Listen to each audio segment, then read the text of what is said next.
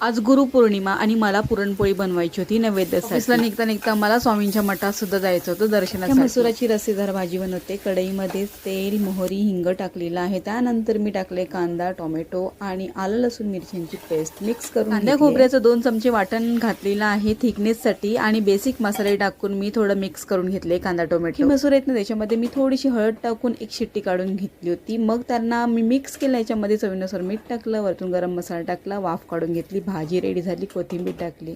मला ही काही भाजी आवडत नाही म्हणून माझ्यासाठी बटाट्याची भाजी बनवली होती मिरची ठेचा टाकून. नेहमीपेक्षा मी 15 मिनिटं आधी उठली होती कारण की पुरणपोळीचा घाट होता. पुरणपोळीसोबत मी कटाची आमटी सुद्धा बनवली होती आणि चपाती सुद्धा. व्हिडिओमध्ये ते शूट नाही झालं. प्रकट दिन किंवा गुरुपौर्णिमा या दोन्ही दिवसांना मी पुरणपोळीच बनवते नैवेद्यासाठी. घरातली देवपूजा वगैरे आवरली आणि किचन मधले थोडं मेसी किचन होतं ना ते हजबंडनेच हेल्प केली मला आवरण्यासाठी. त्याच्या आधीच मठामध्ये गेलो कारण की राईट टाइम आमचे ट्रेन ठरलेले असतात, नाहीतर मग चढायलाच भेटत नाही. चला भेटूया नेक्स्ट व्हिडिओमध्ये. बाय.